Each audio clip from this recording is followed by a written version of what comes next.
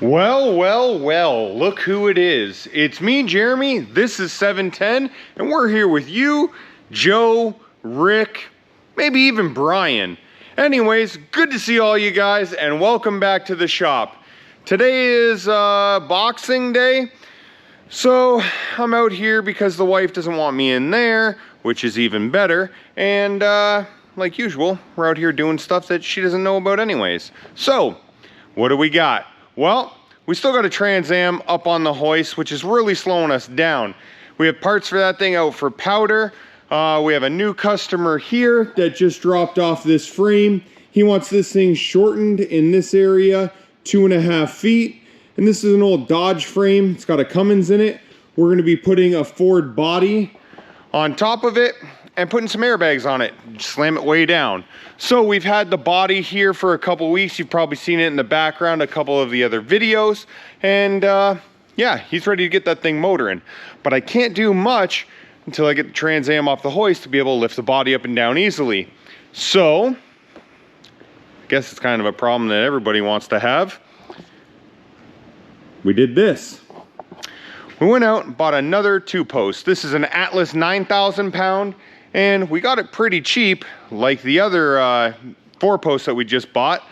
But we got this one cheap because it needs seals in the cylinder. So, paid $1,000 for it. It's not bad, I don't think, for an Atlas. It's in really good shape. The arms themselves, as you can see, could use a little bit of paint.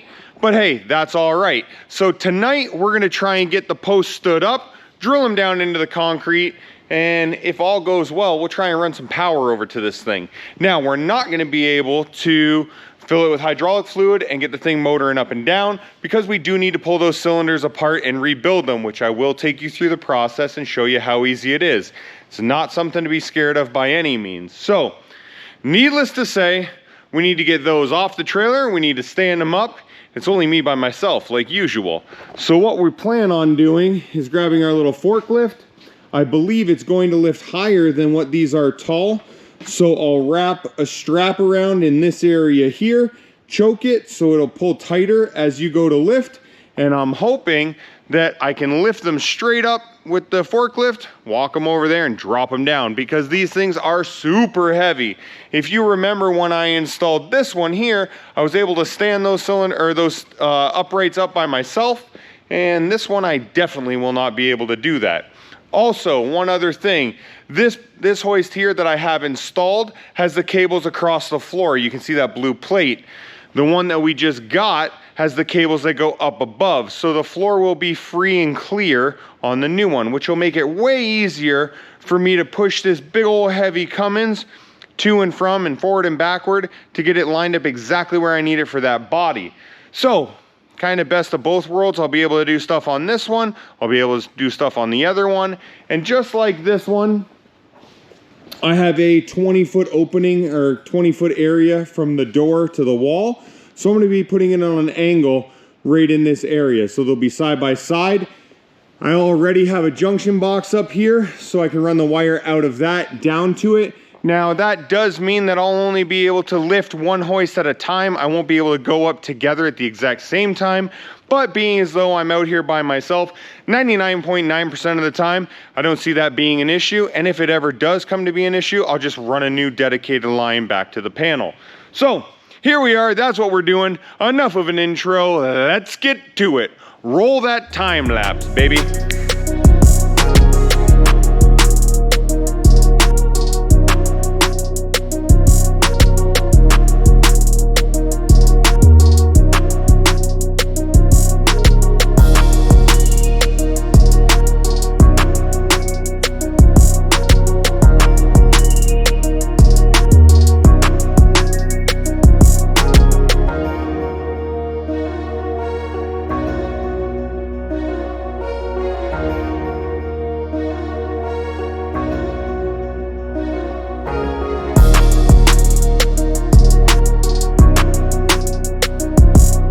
Okie dokie, so here we are. We have one column here and one column right behind me. I did pull the man lift in here because I have these extensions that need to bolt way up there on the top, and why lift them up on a ladder when I got a man lift? So I positioned one over here on this side. It's gonna go up top, and then one here that's gotta go up here. Now, I do not know the spacing in between this, as it was apart and everything when I got there. So what I'm going to do is there is these extensions that go up on top. Obviously, those go straight up. And then we have these two blue pieces here on the trailer. And those kind of drape between the two columns, and that's where your cables run, and that safety cable that's laying there across the floor. So if you go too high, it'll cut the pump off, you know, if you have a truck or you know, maybe even a Hummer or something. If you lift it up and it goes too high compared to like a Corvette, it'll stop it from going higher and crushing the roof end of the vehicle. So with those, if I put those extensions on and then I can put those two blue pieces together, that'll give me the spacing I need on the columns. I can bolt those in at the top, measure just under it what our spacing is there, come down to the floor and put the same spacing. That way, you know, the columns aren't kind of leaned in or out or anything like that. Now, one thing I'm not super keen of yet, I don't know if it's gonna make a huge difference, but as you walk in the door, you're gonna walk right into the rear end of this vehicle. Now, I tried to get this back hoist far enough over that the door, which would be on the other side of this blue column here behind me, it's completely out of the way. So the whole bay where the door is always open. That way, you know, no matter what's going on the hoist, if I have some emergency trailer job or anything that has to come in, I always have a free bay to pull it in here, and I never have to worry about, you know, something's on the hoist, I can't bring it in, whatever. Now, I did notice when I did a couple lift kits for some guys that hoist with the Trans Am is a little close to the wall. You can get around it. I had a crew cab Chevy up here. It was just a little bit tight here in this front corner trying to go around the front bumper. So what I'd like to do is move this hoist a little bit further back. And all I did was, you have this line here cut in the floor. I measured from there over to the column, and I added a foot from that measurement from here to there. So roughly this hoist is sitting back 1 foot further than it should be, or further than the other. So what I think I'm going to do is, once I can figure out the spacing on the columns before I bolt them down into the ground, I think I'm gonna run over and I'll grab the black Mustang here, push it back over and simulate it going up on this hoist, and that'll give me a good idea of, you know, how far I actually am from the wall, because I'd like to try and tuck it up this way as much as possible. One, so when you walk in the building, you're not directly into a bumper or something, and two, so I have more room to swing around it like this to get onto that back hoist. And also, you know, if you're pulling something in, I don't know why you'd be over way this way compared to where the door is, but give yourself enough room.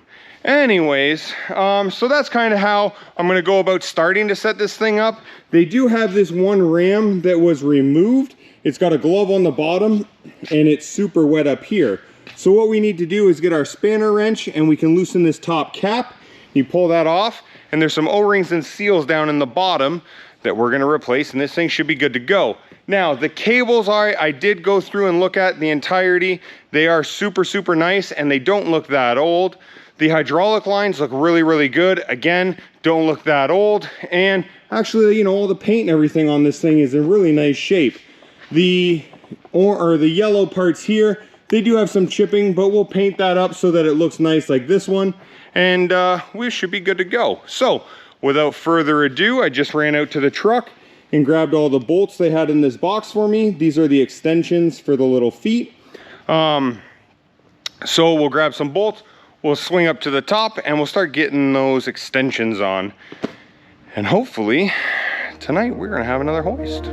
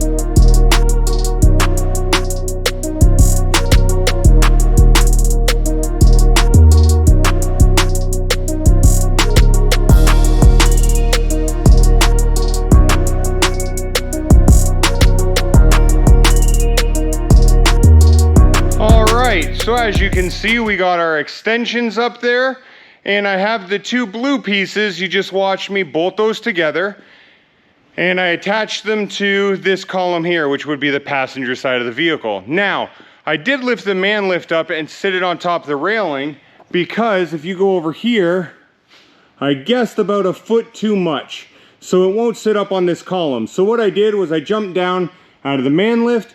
We'll go ahead and sneak this little column over here and get it underneath, and we'll put our two bolts in.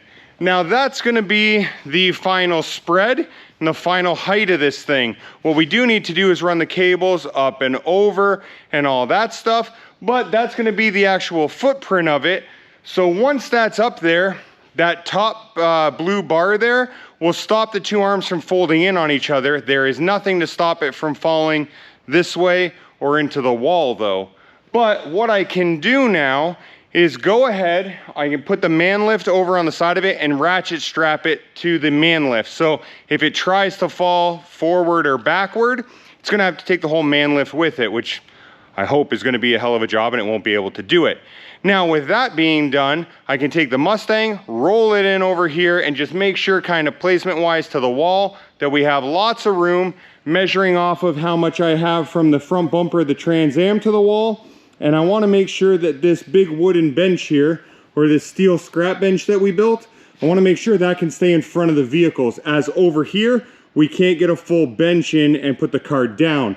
So it is kind of a pain in the butt, but I mean, it's there, it's bolted down, it's going to stay. So that's the plan. Let's go ahead, shimmy that column over, and get a couple bolts in. We're going to throw a Mustang on here.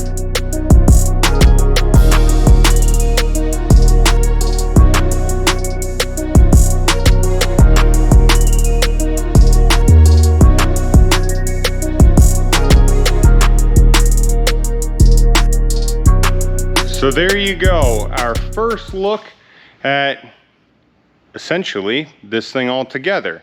So we do still have to put the arms, the cables, all the lines, and rebuild the cylinders, but that is roughly what you're gonna see when you're standing here looking at it.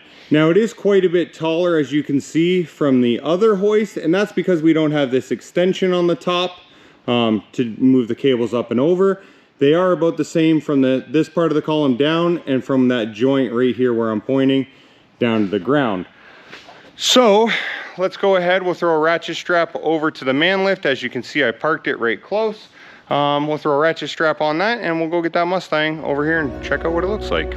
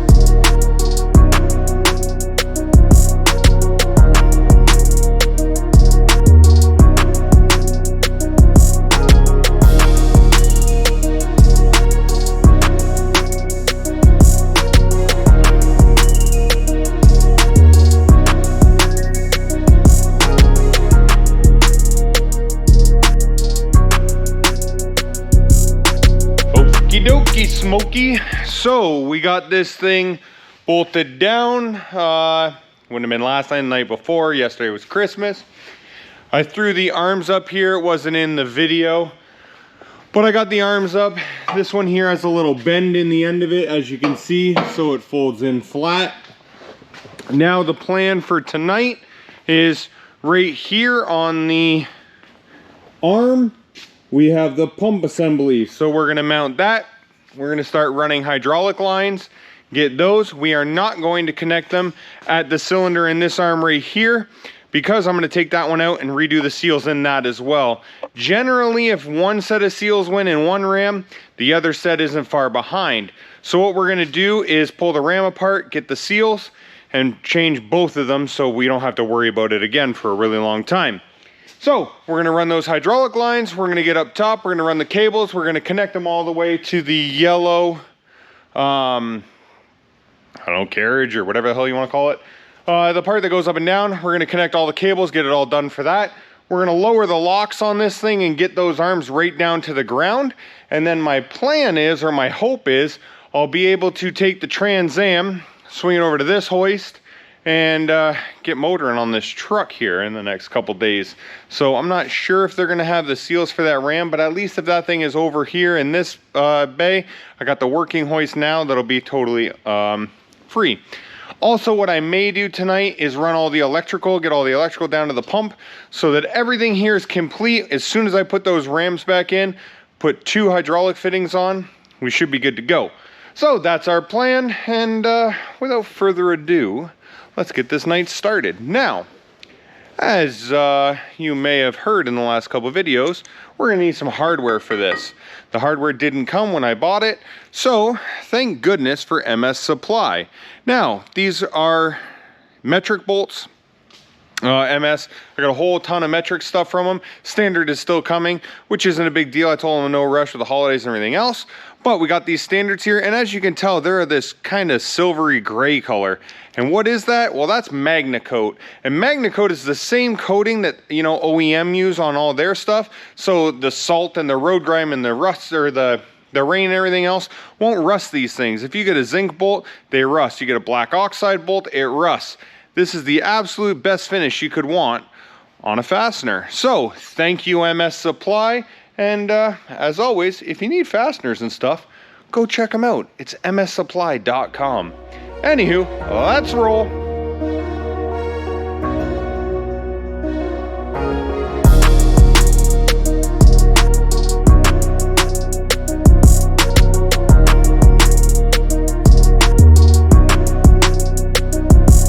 All right, so we were able to get the cables run.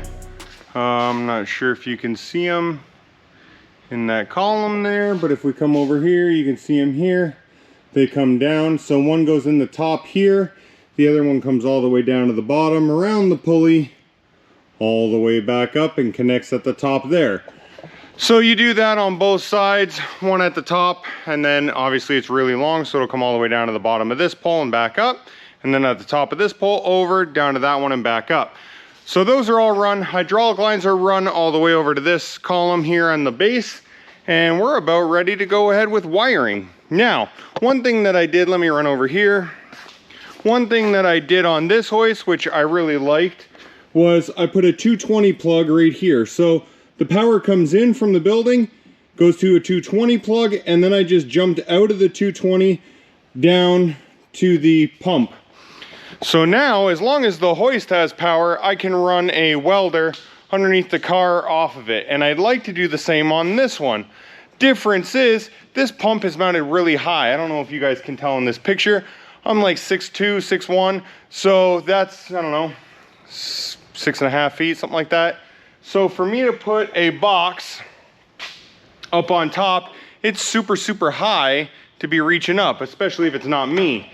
So what I think I wanted to do was try to mount this kind of like right out here near the edge of the pole, hoping that the plug would just be beside the motor, and that'll kind of bring it down a bit, and I can tuck the wire nicely, just kind of loop it like that.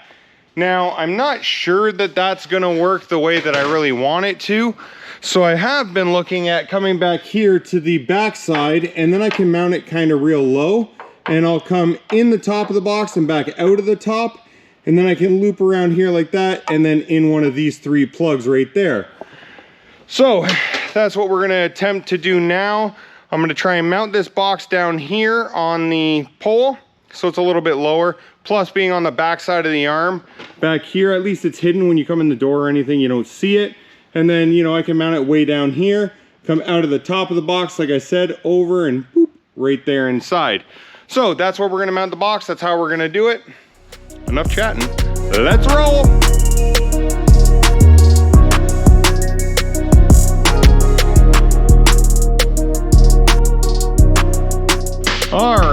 So, my goodness. All right, let's start over. All right, so I wanted to mount it like this, like I was mentioning, but when you look up inside, let me see if I can get you a good angle. There you go.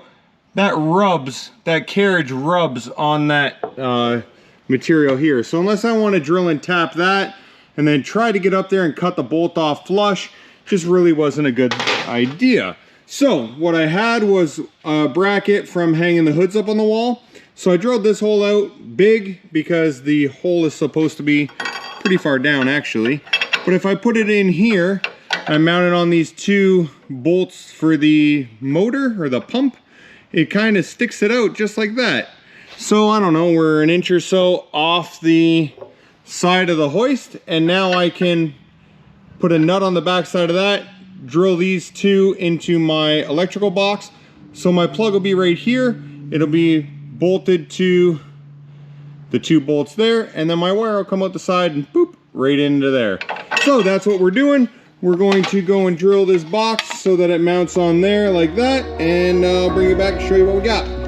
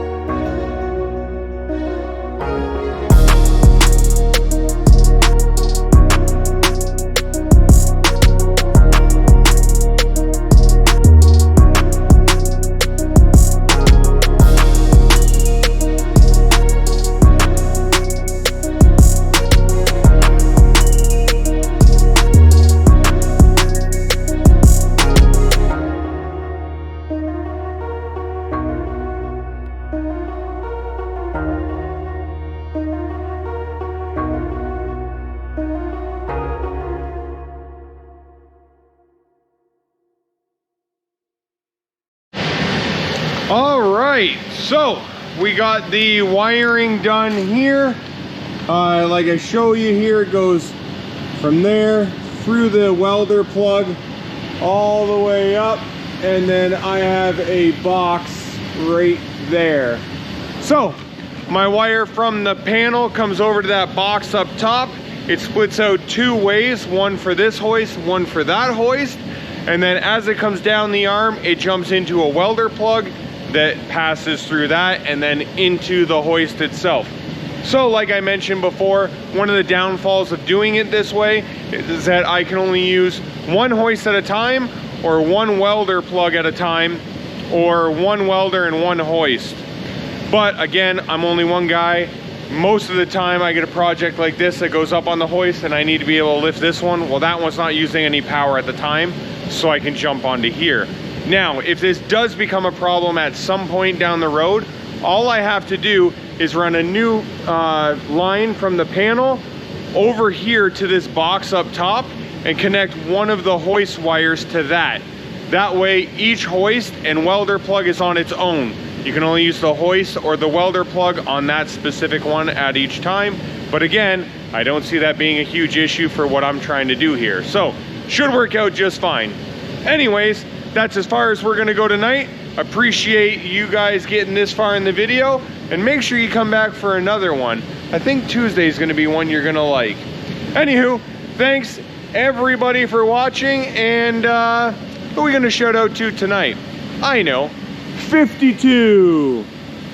So, 5252 RPM, that is one division of these guys that does photos and, you know, all kinds of stuff for your drag car.